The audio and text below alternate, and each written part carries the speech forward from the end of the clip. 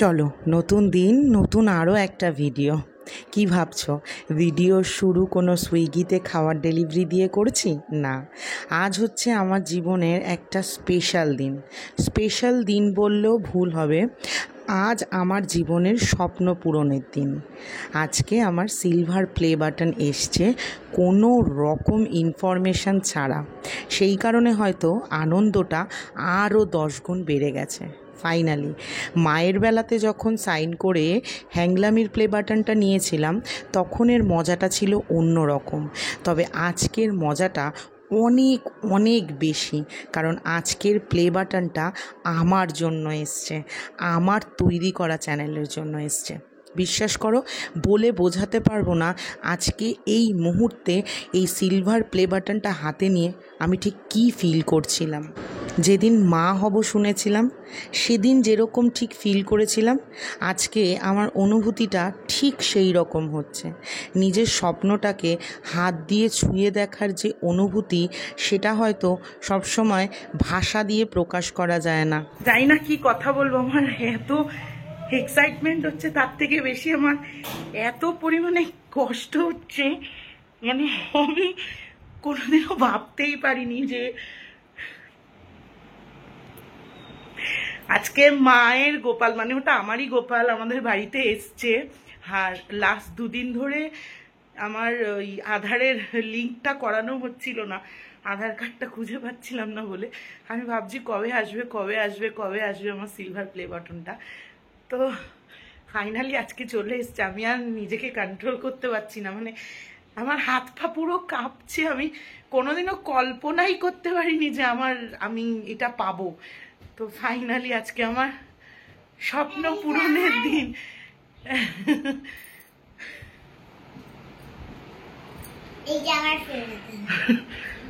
তো আমি পরে এটাকে খুলবো সব, আমি নীলাদ্রি দুজনেই পরে আসছি। আবার দিদুনের হাতে গিয়ে দে।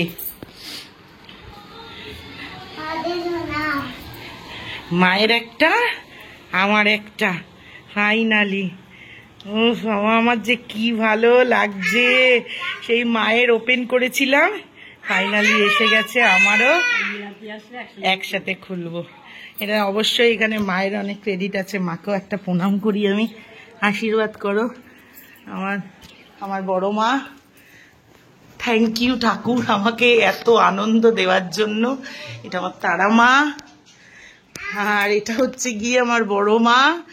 আর সব থেকে আনন্দের ব্যাপার, এরা দুজন আজকে আমাদের বাড়িতে ঘুরতে। শোনে, তোর মুখ এঁঠো এ বাড়িতে একটি মুখ এঁঠো অবস্থায় গপুকে উম্মা দিলি।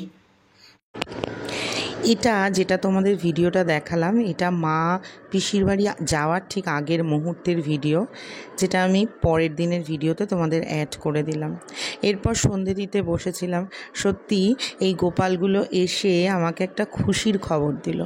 যদিও এই গোপালগুলো জানো তো আমারই গোপাল, একদম চুটকি গোপালটা আমার অ্যাডপ্ট করা গোপাল, মানে এই বাচ্চা যেমন অ্যাডপ্ট করে ঠিক সেই রকম। পরে এই গোপালের যিনি মানে মা, তিনি গোপালটাকে নিয়েছিলেন। তো অনেক দিন ধরে গোপালকে দেওয়ার পরে একটা প্রত্যেক দিনের অভ্যাস হয়ে গেছিলো না, তখন প্রথম কয়েকদিন মনটা খুব খারাপ করতো। তারপরে মা ওই একটু বড় গোপালটা আমাকে এনে দিয়েছিল। তারপরে আমি যখন চাকরিতে জয়েন করলাম, সেই সময় আমি পুজোটা ঠিকঠাক দিতে পারলাম না বলে এখন আমার গোপালগুলো তার দিদুনের বাড়িতেই মানুষ হচ্ছে। তো যাই হোক, সন্ধেবেলাটা আমি একটুখানি টিফিন করছিলাম, একদম সিম্পল একটুখানি সুজির উপমা বানাবো। তবে এটা আমি একদম বাঙালি তড়কা দিয়ে বাঙালি মতে উপমা বানাই, কারণ এটা একদম বাঙালি রেসিপি। ওই একটুখানি সর্ষে ফোড়ন দিয়ে পেঁয়াজ টমেটো ভেজে নিচ্ছি, তারপর সুজিটা একটু ভেজে নিয়ে ওর মধ্যে একটু জল দিয়ে মাখা করে নেব। আমি একেবারে প্রপার সাউথ ইন্ডিয়ান স্টাইলের সুজির উপমা বানাতে পারি না, আমি নিজের মতো করে বানাই। তোমরা দেখতে থাকো সুজির উপমা বানানোটা, আমি দুটো কথা বলে নিই। যখন প্রথম কাজ শুরু করেছিলাম, মায়ের যখন প্রথম সিলভার প্লে বাটনটা এসেছিল, তখন আমি দক্ষিণেশ্বরে গিয়েছিলাম, তারপরে বাড়িতেই আমি আর মা ওপেন করেছিলাম। তবে এইবারটা আমার ইচ্ছে আছে কোনো ঠাকুরের জায়গায় গিয়ে, বিশেষ করে আমার তারা মায়ের সামনে আমি এটা ওপেন করব। এইবারে সুযোগ সময় সমস্ত কিছু বুঝে যেতে হবে তারা মায়ের কাছে। তারা মা মানে যে কোনো কালীমার মন্দিরে গিয়ে আমি এটা ওপেন করব। আর মানে যেদিন মা ডাকবেন সেদিনই যাব, গিয়ে সিলভার প্লে বাটনটা ওপেন করব। তাতে যদি 2 মাস 4 মাস 6 মাস সময় লাগে, এটা এইরকমই পড়ে থাকবে। তো যাই হোক, সুজির উপমা বানাচ্ছিলাম।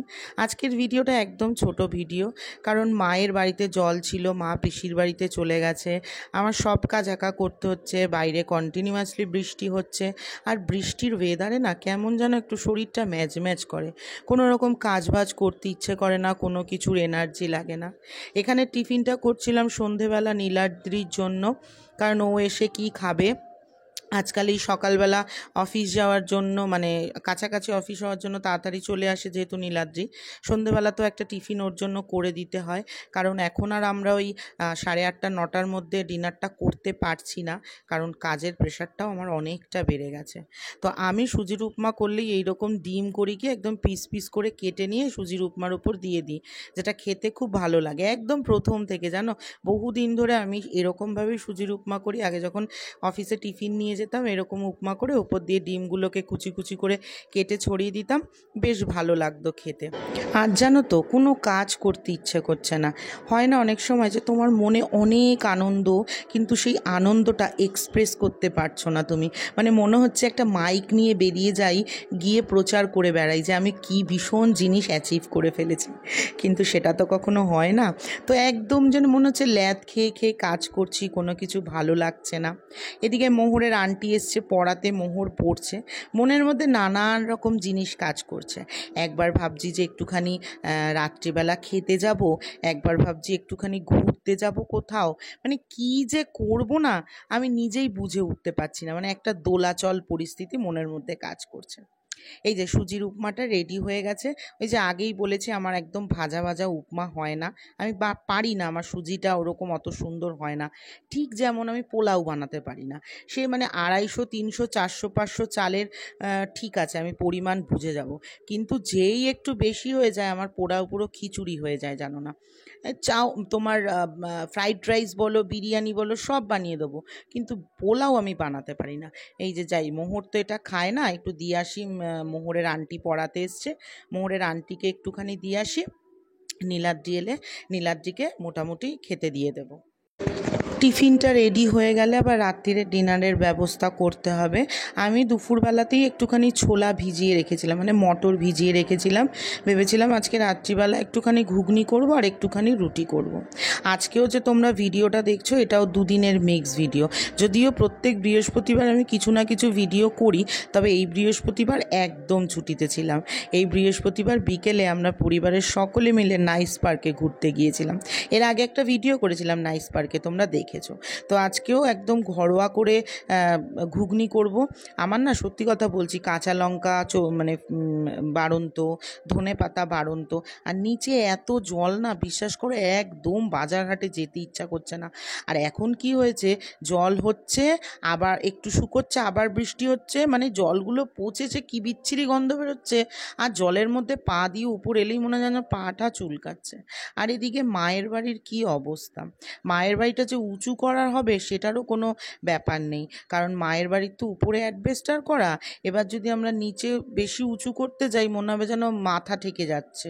দেখি কিছু একটা ব্যবস্থা খুব শিগগিরই মায়ের বাড়ির করব।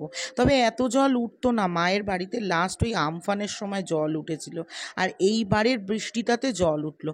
আসলে প্রত্যেক দিন বৃষ্টি হয়ে যাচ্ছে, আর আমাদের এই পানিহাটি চত্বরের জল নিকাশি ব্যবস্থা এত খারাপ যে আমি বলে বোঝাতে পারবো না, মানে ওই উন্নয়ন হচ্ছে আর কি।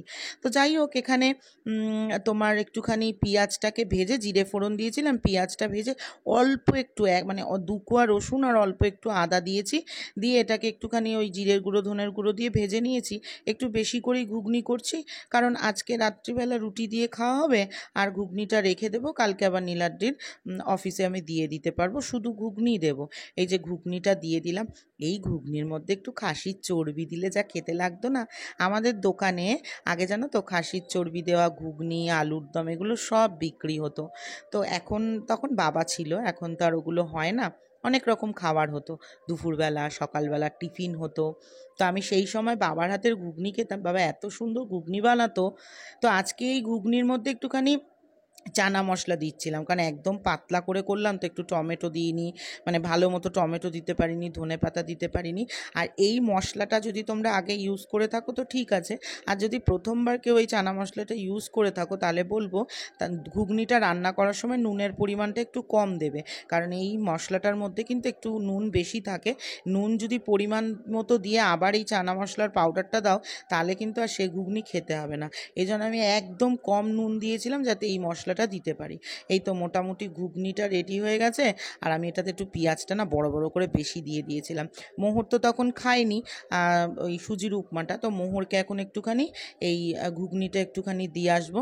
দেখো না, এই আমার মেয়ে ঘুগনি খেতে ভীষণ ভালোবাসে, ঘুগনি আলু কাবলি, মানে যখন ওই নিচে আমাদের একটা গাড়ি যায় টং টং টং টং করে বাজাতে বাজাতে ওনার থেকে আমরা ঘুগনি নিয়ে খাই, আমারও খুব ভাল লাগে খেতে। কিন্তু এই ঘুগনিটা আমি মোহরকে বলেছি কি যে তোর এই নিচের টং টং কাকুর থেকে নিয়ে এসছি।